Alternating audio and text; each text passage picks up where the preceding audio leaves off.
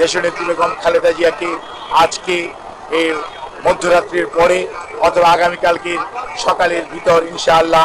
আমরা ওনাকে ইউকেতে অর্থাৎ লন্ডনে ওনাকে একটা নির্ধারিত হসপিটাল আমরা ঠিক করেছি, সেখানে আমরা ইনশাআল্লাহ ওনাকে নিয়ে যাব। ওনার যাওয়ার সময় ওনার সাথে যে বিশেষজ্ঞ চিকিৎসক হিসাবে বেশ কয়েকজন চিকিৎসক এবং দেশের বাইরের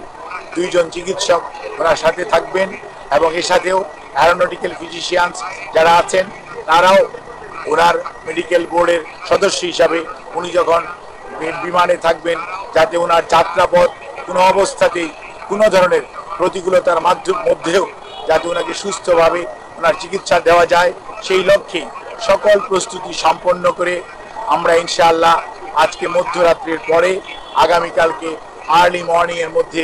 বাংলাদেশ থেকে ওনাকে দেশের বাইরে নেওয়া হবে ঠিক মেডিকেল বোর্ডের পরামর্শক্রমে। আমরা সেজন্য আপনাদের মাধ্যমে দেশবাসীর কাছে আমরা দোয়া চাই। দেশ এবং দেশের বাইরে থেকে হাজারো মানুষ, লক্ষ লক্ষ মানুষের যে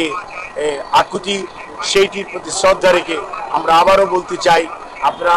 অনেক দোয়া করেছেন, সেজন্য আমরা কৃতজ্ঞ।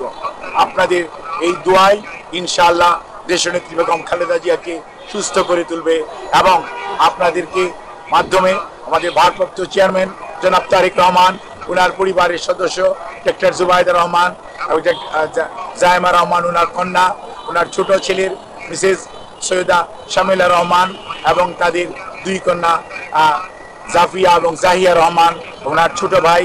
শামীম ইস্কান্দার সহ ম্যাডামের ছোট বোন এবং তাদের অগণিত আত্মীয় স্বজনের পক্ষ থেকে আমরা আপনাদের কাছে দোয়া চাই, কৃতজ্ঞতা জানাই, আপনাদের সবার সহযোগিতা চাই। সহযোগিতার জন্য ধন্যবাদ জানাই বাংলাদেশের বর্তমানের অন্তর্বর্তীকালীন সরকারের প্রধান উপদেষ্টা সহ উপদেষ্টা পরিষদের সদস্যগণ এবং বিভিন্ন বাংলাদেশ সেনাবাহিনী সহ বিভিন্ন পর্যায়ে আইন শৃঙ্খলা রক্ষাকারী বাহিনী এবং ফরেন মিনিস্ট্রি সহ বিভিন্ন মন্ত্রণালয় এবং বাংলাদেশস্থ